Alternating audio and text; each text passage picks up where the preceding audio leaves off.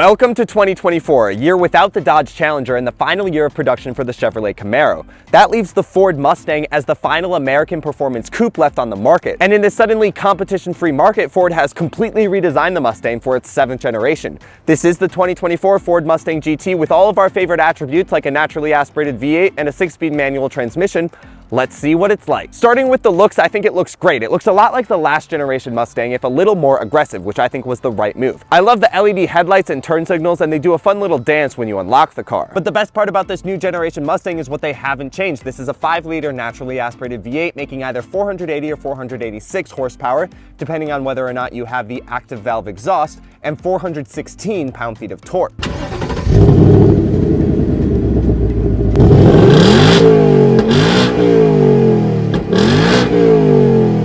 All of that power goes out through the rear wheels via a 10-speed automatic transmission or a 6-speed manual transmission, which is such a joy to drive with. Now, other than this 6-speed manual, the interior is pretty new. There's an all-new steering wheel with the Mustang logo. You have a 13.4-inch infotainment system with wireless Apple CarPlay and Android Auto, and a 12.3-inch virtual instrument cluster. The thing I really love about the instrument cluster, one, is you get to cycle through all of your drive modes, and there's really cool graphics as you rotate through normal, sport, track, drag strip, slippery, and custom. But each of those drive modes also has its unique gauge cluster design, which really changes the character of that screen.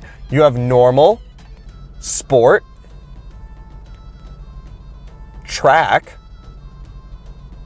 and you can even make your instrument cluster look like the instrument cluster on a Fox body Mustang from 1987 to 1993.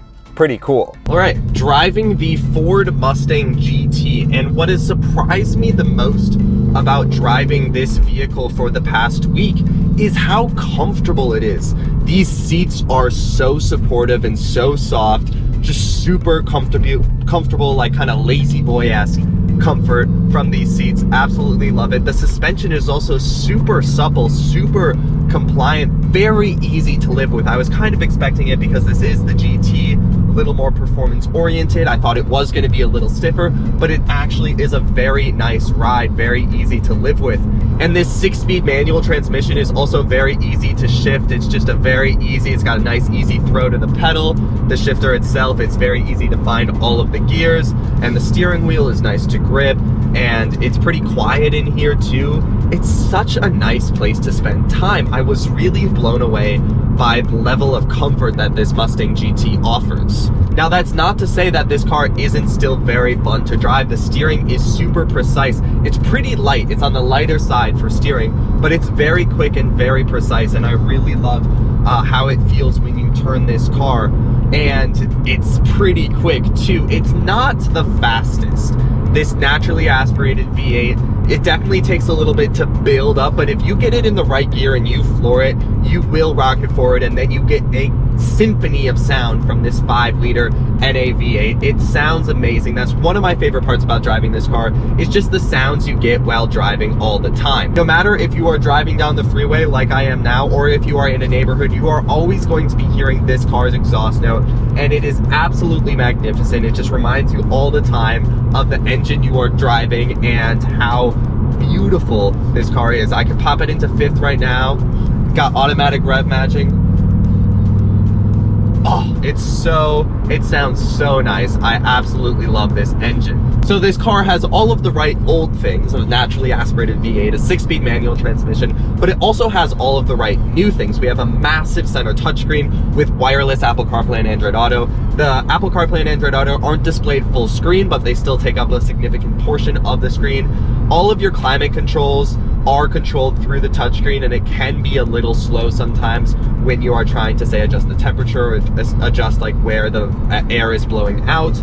I do wish some of those were physical controls, but they do work. And then you have a digital instrument cluster, 12.3 inches, looks beautiful. So my main takeaway for the Mustang GT is that it is both super comfortable and really fun to drive, not just because of this engine sounding magnificent as it does, but also because it is genuinely a dynamic vehicle. It steers, it handles, it has poise, It's just an awesome car to drive. It also doesn't really feel that small when you're driving it. I don't feel that much lower than all the sedans I'm passing. It definitely does have good presence to it that really matches the brawniness of the engine that is under the hood. I am really impressed with this Mustang. It kind of handles every driving situation beautifully.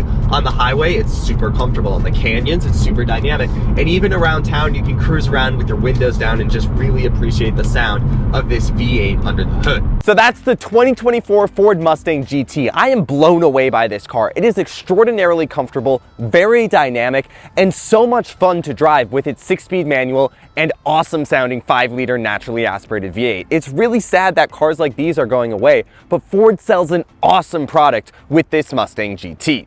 Thanks for watching. Like, comment, share, and subscribe, and I'll catch you guys in the next video.